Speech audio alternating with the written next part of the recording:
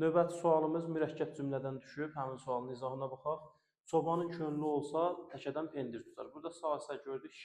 Ə, keçib bunu. Deməli burada sağ gördük. Bu şərtdir. Şərt olanda birinci budaq gəlir. İkinci demək nə gəlir? Baş cümlə gəlir. Bunu bilək, davam edək.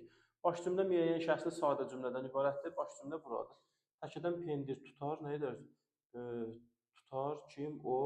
Demək, baş cümlə müəyyən şəxsli sadə cümlə. Elə düzgün cavabımız A-dır, amma yox, biz yanlış cavab axtarırıq.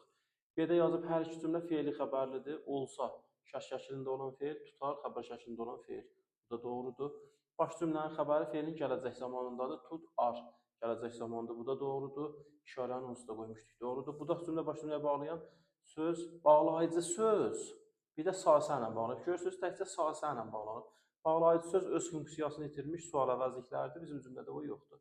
Ona görə də 36-cı sualımızın düzgün cavabı E variantıdır.